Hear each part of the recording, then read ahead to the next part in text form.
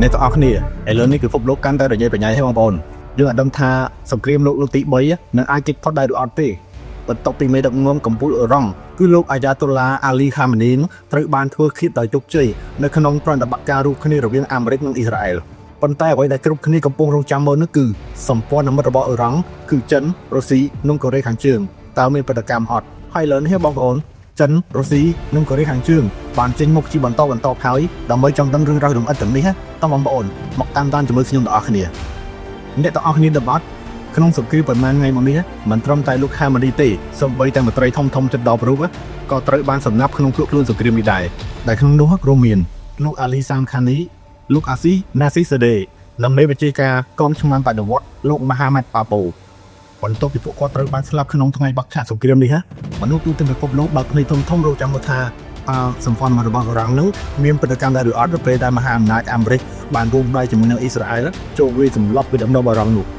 ហើយឥឡូវនេះលោកពូទីនប្រធានាធិបតីរុស្ស៊ីក៏បានចេញមុខដល់ហើយតែចេញមកហ្នឹងគឺបានត្រឹមតែផ្ញើសាររំលឹកទុកទាំងកំហឹងដោយចាត់ទុកថាការធ្វើឃាតនេះជាទង្វើបំពានច្បាប់អន្តរជាតិយ៉ាងធ្ងន់ធ្ងរចំណែកឯចិនវិញក៏បានចេញមុខទាមទារឲ្យបញ្ឈប់ការវាយប្រហារនេះជាបន្ទាន់ដើម្បីរក្សាស្ថិរភាពក្នុងតំបន់បងប្អូនអ្វីដែលគួរឲ្យចាប់អារម្មណ៍ខ្លាំងជាងនេះទៅទៀតគឺមហាអំណាចនុយក្លេអ៊ែរនៅអាស៊ីបូព៌ាគឺកូរ៉េខាងជើងក៏បានចេញមុខមកដែរបងប្អូនដោយទីក្រុងព្យុងយ៉ាងក៏បានចេញសេចក្តីថ្លែងការណ៍ថ្កោលទោសទាំងដាច់ចង្ហាន់ថាចំពោះការវាយប្រហាររបស់អាមេរិកនិងអ៊ីស្រាអែលទៅលើអ៊ឺរ៉ង់នោះគឺជាការរំលោភបំពានយ៉ាងធ្ងន់ធ្ងរទៅលើអធិបតេយ្យភាពនិងសិទ្ធិទឹកដីរបស់អ៊ឺរ៉ង់ដែលមិនអាចទទួលយកបាននោះទេហើយការចេញមុខរបស់លោកគីមចុងអ៊ុននេះហាក់ដូចជាចាំប្រាប់ទៅលោកដូណាល់ត្រាំថាអ៊ឺរ៉ង់មិនមែននៅឯកាម្នាក់ឯងនោះទ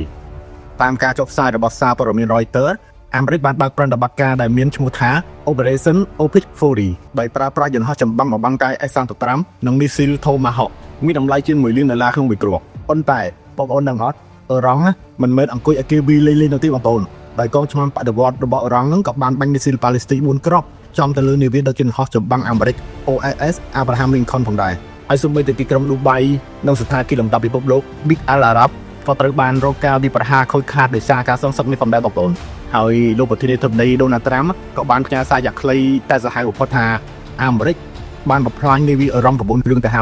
ើយនៅសេសសល់ប្រមាណទៀតហ្នឹងនឹងបញ្ជូនឲ្យទៅដេកនៅក្នុងសមុទ្រឆាប់នេះលោកត្រាំក៏បានផ្ដាំឲ្យកងទ័ពអ៊ឺរ៉ង់ទាំងអស់ត្រូវតែចោះចាញ់និងដាក់អាវុធចុះទៅដើម្បីសេរីភាពប្រជាជនពួកគេបងប្អូនទាំងអស់នៅឯសហរដ្ឋអាមេរិកនៅវិញសមាជិកសភាជាច្រើនក៏កំពុងតែព្រួយបារម្ភថាសកម្មភាពរបស់លោកត្រាំនឹងគឺអាចនឹងខុសច្បាប់នឹងអាចទីអាមេរិកឲ្យពងខ្លួនក្នុងសង្គ្រាមរុកច្រកចេញមិនឃើញហើយមានសំណួរជាច្រើនអញ្ជើញថាតើអ៊ឺរ៉ង់ធ្វើសង្គ្រាមម្នាក់ឯងមែនអត់គណៈដែលប្រទេសមូស្លីមដទៃទៀតហាក់នៅស្ងៀមស្ងាត់ឥឡូវនេះបងប្អូនបន្ទាប់ពីមេដឹកនាំសំខាន់ត្រូវបានសម្លាប់អ៊ឺរ៉ង់ក៏បានតែងតាំងក្រុមប្រឹក្សាដឹកនាំរដ្ឋបណ្ដោះអាសន្នហើយដើម្បីកាន់កាប់អំណាចបន្តធ្វើសង្គ្រាមហើយក្នុងនោះអាវុធសំខាន់ជាច្រើនក៏ត្រូវបានត្រៀមដោយគួរឲ្យចាប់អារម្មណ៍នោះគឺមីស៊ីលល្បឿនលឿនជាងសម្លេង Fata 1 និង Fata 2 របស់អ៊ឺរ៉ង